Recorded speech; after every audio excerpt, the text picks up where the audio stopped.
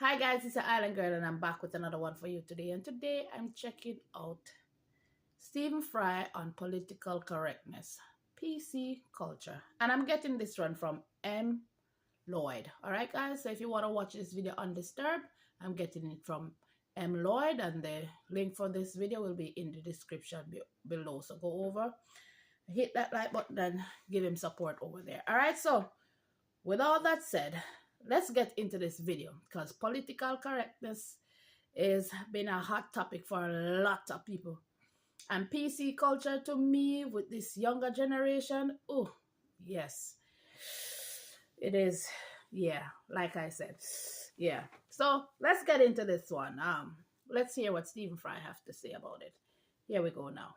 Now, in agreeing to participate in this debate and stand on this side of the argument, I'm fully aware that many people who choose incorrectly, in my view, to see this issue in terms of left and right, devalued and exploded terms as I think they are, will believe that I am betraying myself in such causes and values that I have espoused over the years.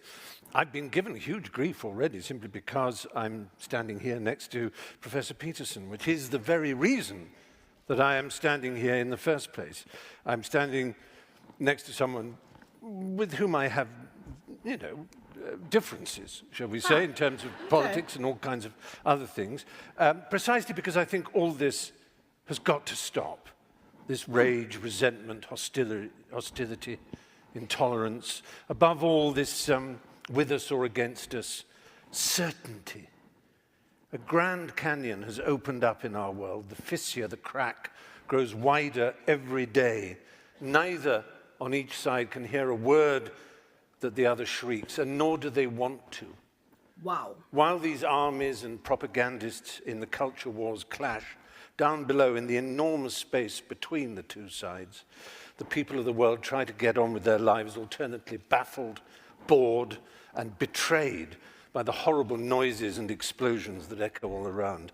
I think it's time for this toxic, binary, zero-sum madness to stop before we destroy ourselves. Wow. Now I can see that this right here is going to be a very interesting one. I love the way that he speaks. He's not speaking down to anyone. He's so easy to listen to. You understand? And everybody can understand. It's not over your head. I'd better nail my colours to the mast before I get any further in this. It's only polite to give you a sense of where I come from. All my adult life, I have been what you might call a lefty, a soft lefty, a liberal of the most hand-wringing milksop, milquetoast variety. Not a burning man the barricade socialist, not even really a progressive worth the name. I've been on marches, but I've never quite dared wave placards or banners. Am I a loathed member of that band, an SJW, a social justice warrior? I don't think highly of social injustice, I have to say, but I character myself mostly as a social justice warrior. My intellectual heroes growing up were Bertrand Russell and G.E. Moore, liberal thinkers, people like that, writers like E.M. Forster. I believed, and I think I still do believe, in the sanctity of human relations, of the primacy of the heart and friendship and love and common interest. These are more personal, interior beliefs than they are political exterior convictions, more a humanistic version of a religious impulse, I suppose. I trust in humanity. I believe in humanity. I think I do, despite all that has happened in the 40 years of my adulthood. I am soft, and I can easily be swept away by harder hearts and harder intellects. I'm sometimes surprised to be described as an activist, but over time I have energetically involved myself with what you might call causes. I grew up knowing that I was gay. Well, in fact, from the very first I knew I was gay. I remember when I was born looking up and saying, that's the last time I'm going up one of those.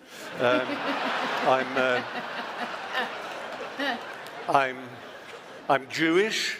I'm Jewish, so I have a natural, obvious horror of racism. I want racism, misogyny, homophobia, transphobia, xenophobia, bullying, bigotry, intolerance of all human kinds to end. That's surely a given amongst all of us. The question is how such a golden aim is to be achieved. My ultimate objection to political correctness is not that it combines so much of what I have spent a lifetime loathing and opposing, preachiness, with great respect, piety, self-righteousness, heresy hunting, denunciation, shaming, assertion without evidence, accusation, inquisition, censoring. That's not why I'm incurring the wrath of my fellow liberals by standing on this side of the House. My real objection is that I don't think political correctness works. Ooh. Ooh. I just realized that this man is a genius. The way he come across and speak to the crowd and to his opponents on the stage with him. He's so humble. Because when he explained, he's like, look, I'm standing on this side with somebody who that we really have disagreement, but listen, we need to unite in a sense and get along. PC culture ain't it? Because it's crazy how people, you say something and they want you to be held accountable for them feeling upset about what you said. I want to get to the Golden Hill, but I don't think that's the way to get there. I believe one of the greatest human failings is to prefer to be right than to be effective. And political correctness is always obsessed with how right it is without thinking of how effective it might be. Yep. I wouldn't class myself as a classical libertarian, but I do relish transgression, and I deeply and instinctively distrust conformity and orthodoxy.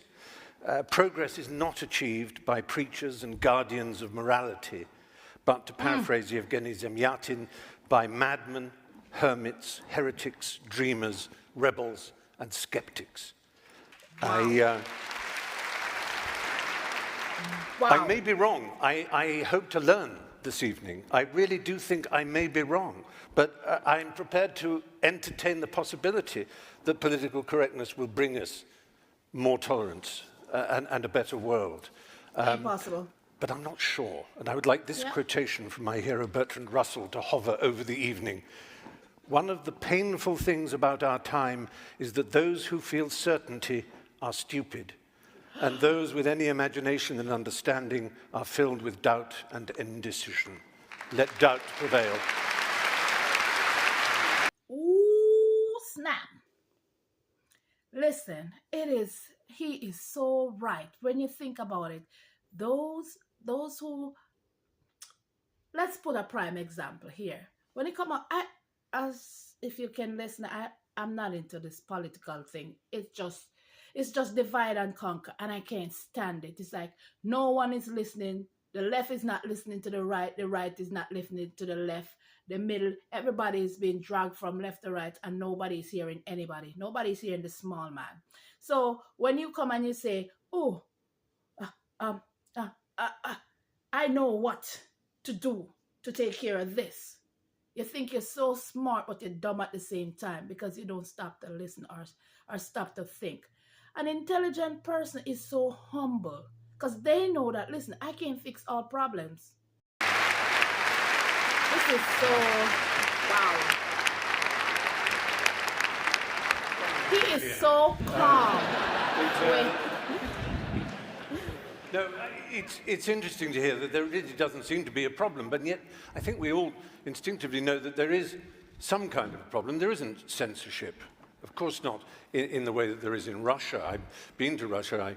I faced off with a deeply homophobic and unpleasant man, and there's political correctness in Russia. It's just political correctness on the right, and that's what I grew up with, political correctness, which meant that you couldn't say certain things on television. You couldn't say fuck, for example, on television, because it was incorrect to do so.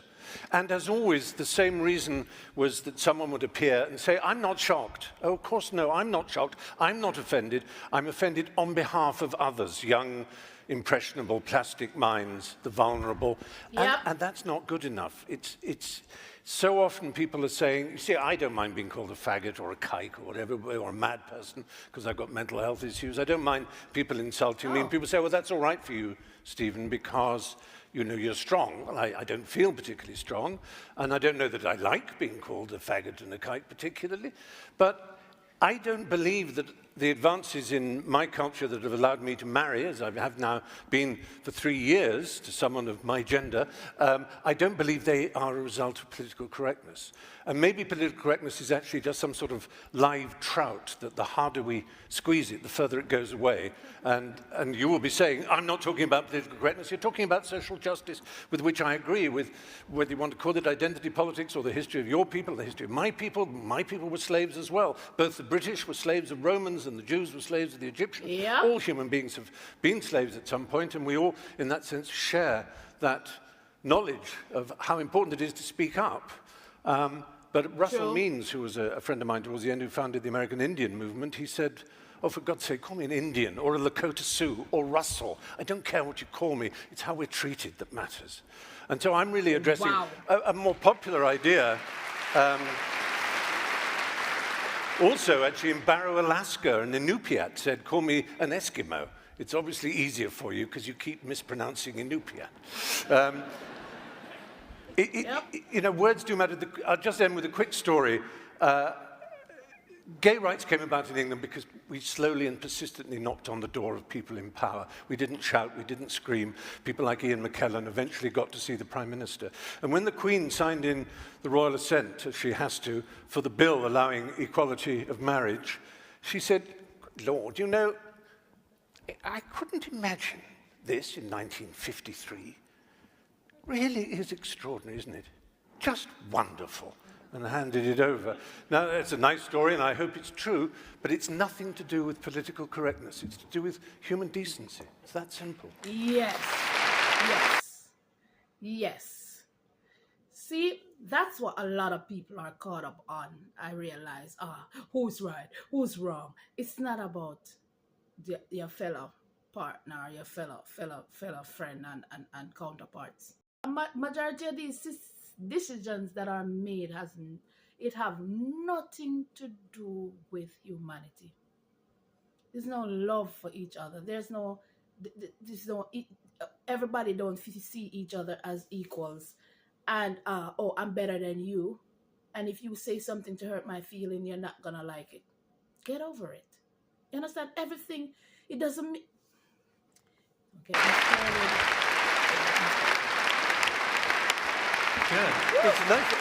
I'm still very lost about why we aren't talking about political correctness. We're talking about politics, and that's fine. And I share, I share exactly what you think about it. I'm not an enemy of identity politics per se. I can obviously see where it goes wrong and where it's annoying. Let's be empirical about this. How well is it working for you in America at the moment? Not well at all. Really isn't. You can answer me in a moment. The reason that Trump and Brexit in Britain and all kinds of nativists all over Europe are succeeding is not the triumph of the right, it's the catastrophic failure of the left. It's our fault. We absolutely... Yeah. My point is not that I've turned to the right or anything like that, or that I'm nice and fluffy and want everybody to be decent. I'm saying, fuck political correctness. Resist. Fight. If you have a point of view, fight it in the proper manner, using democracy as it should be, not channels of education, not language. Yep. You know, it's so silly. But there's a chess rule, you know. In chess, the best move to play in chess is not the best chess move, it's the move your opponent least wants you to play. At the moment, you're being recruiting sergeants for the right. By annoying and upsetting, and instead of fighting, either fighting or persuading. But political correctness is a middle course that simply doesn't work. Well, first of all, of course, I recognize the bestiality of Weinstein and the monstrosity of his behavior, and it was shocking to me. I actually worked for him. Script doctoring, as it's called. I never had the bathroom towel, but for pretty obvious reasons. But it's, grotesque, and I can't imagine how vile it must be for such a powerful man, and he was. I used to play a game at the Cannes Film Festival where, in his years of power, we're walking from one hotel at the end there, all the way up to the Palais de Festival. You would get 10 points every time you heard the word Harvey. And you'd usually, a 10-minute walk, you'd have 300 points. Because it was, yeah, Harvey's got the script, Harvey's got it. Yeah, I've got a meeting with Harvey at the Majestic in the afternoon. He was immensely powerful. And I think that's obvious that someone in that position, abusing and threatening and hindering the livelihood of women is grotesque in the extreme. But I have to tell you, there is genuine feeling amongst many people I know that we can't speak our minds. We can't actually speak to the true nuance, the true depth of sexual, romantic feeling between men and women. It's not a subject I'm absolutely expert on, but it counts between men and men as well, though I know when it's men and men, you might say, well, that's different because women have had a different experience in history, and I don't want to enter that particular field, but I would say that there is real fear in my business, which is where this all started, show business, acting, and so on. Yeah, people are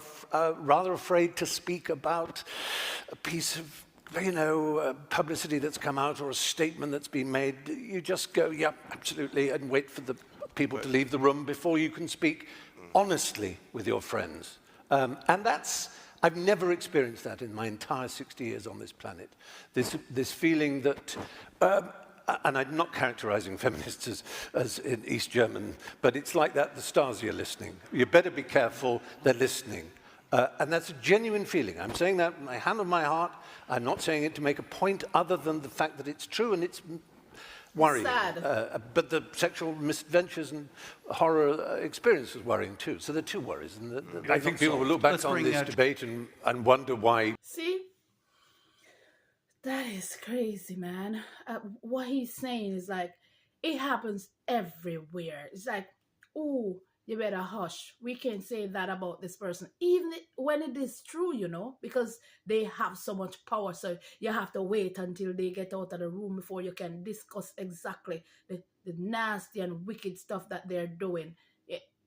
This culture, man, or you can't say anything or you'll get in trouble because of what position they hold. It is sad that we live in a world like that. It is so sad. Like I said, this PC culture, it has gone left, man. It ain't going, it's not helping. America, prime example.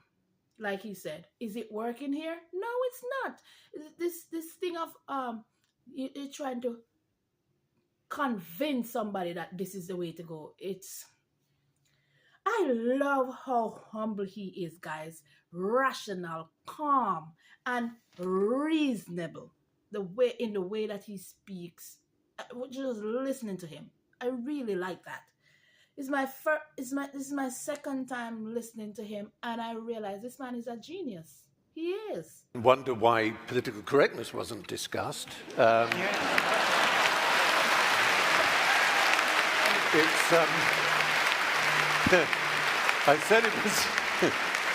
I said it was slippery. I mean, it's interesting to hear talk about race and about gender and about equality, and it's something that I've thought about a lot and I can learn a great deal about, but that's not why I came to this debate. I was interested in what I've always been interested in, the suppression of language and thought, the closing down, the rationalist idea that seems beguiling, that if you limit people's language, it may somehow teach them a different way of thinking, something that would have delighted the inventors of George Orwell's Newspeak, for example. And it seems to me it's just implausible. It doesn't work.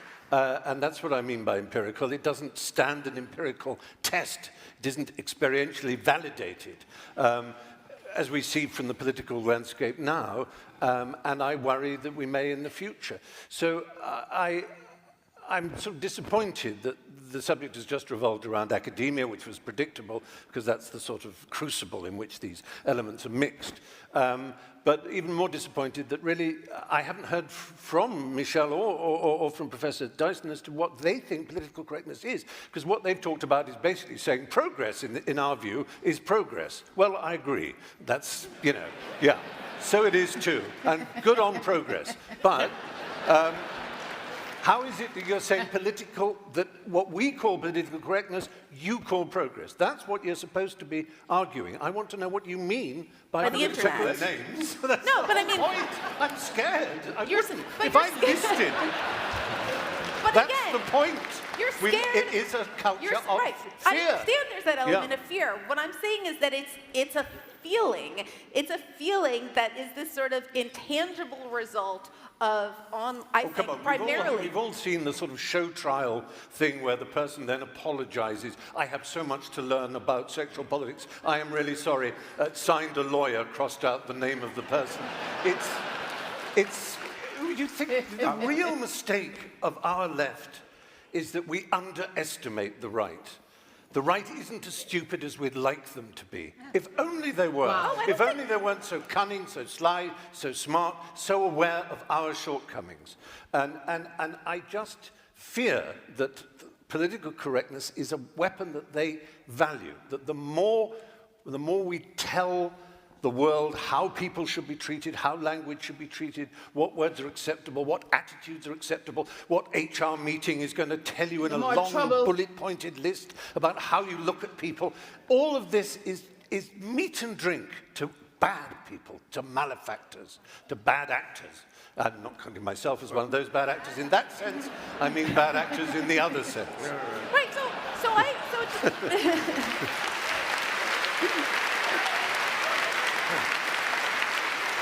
He is so right on that. That's why I said PC culture. It's a bad thing to play with, because guess what? It's like you're trying to turn people into robots.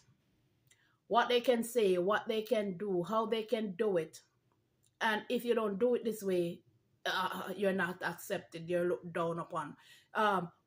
This is the way you should speak. This is the way you should dress. This is the way you should. These are the words that you should use.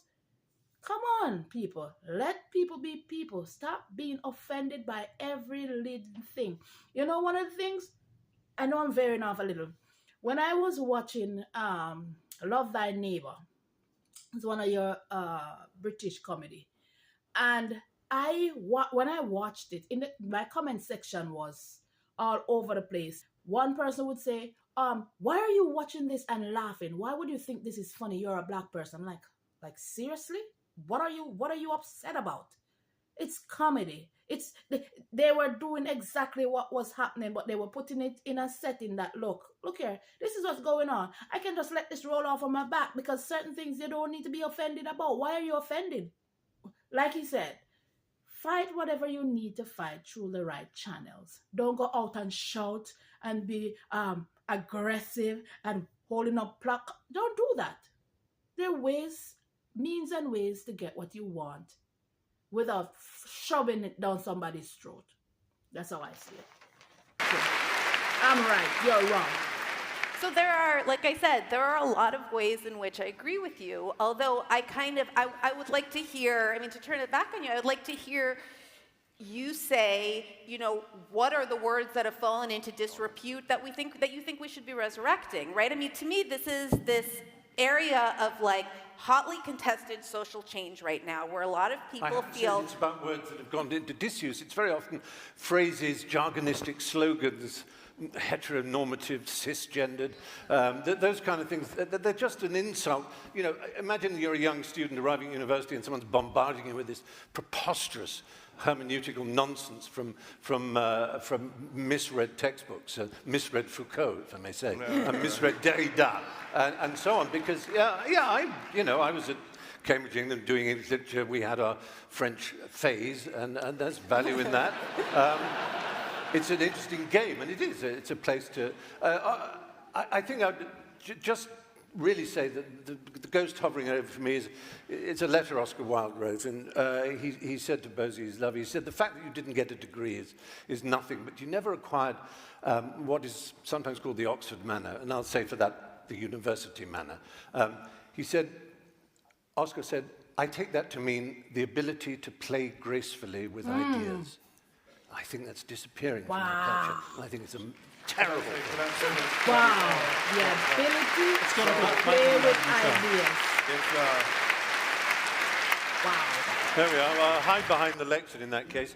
Well, I've been fascinated by this conversation. There's been an enormous clash of cultures in the conversation. We've had, you know, classic, if I can call it, huckstering snake oil pulpit talk, which is... Well, that means preachy, yeah.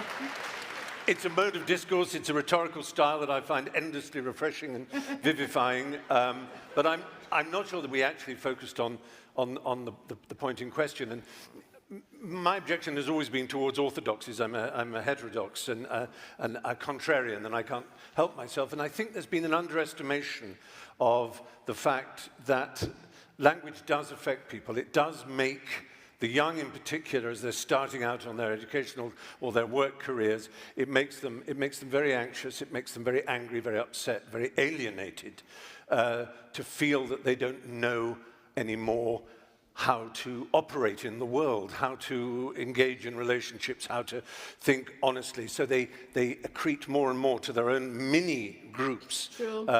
And I think that's dangerous and unhappy for society. I think it's reflected in a paucity of cinema and literature and art and the culture generally, is that there's a fear that's pervading it. And while people can talk to academia and say, you should come and see our lessons, our lectures are open and free and ideas are exchanged. I'm sure that's true.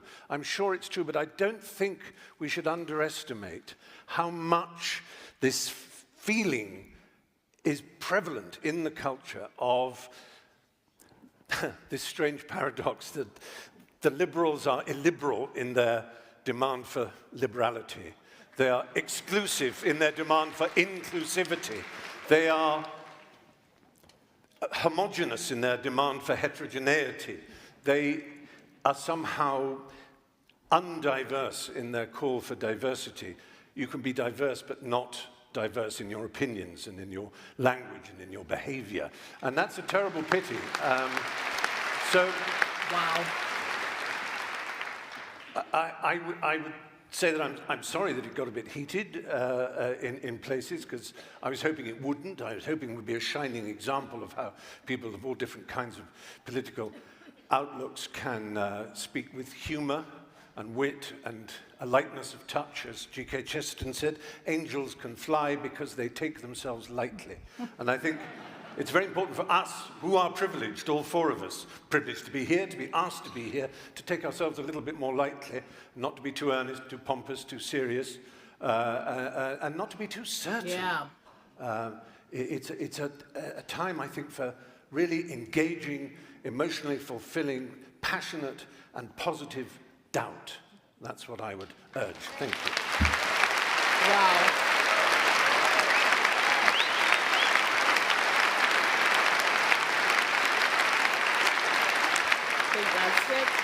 I'm worried that I was being a little kind of scattergun, really, and that both scattergun and too specific, that I had just taken very literally the popular idea of political correctness as being a kind of control of language and a shutting down of certain phrases or an introduction of others, and the kind of day-to-day, as I say, human resource departments of corporations and that sort of thing, so I was slightly disappointed that it just became a debate about race and about gender and so on. But that was, I guess, natural. And I still, the fact is, I'm still a lefty, but a soft one. I just don't have... Literal. Flabby, squashy in every sense. And I realize that that's not a political point of view, it is a personal one. Right. And the gap between the personal and the political, which is a space you obviously are very interested in as a psychologist, is one that is rarely explored.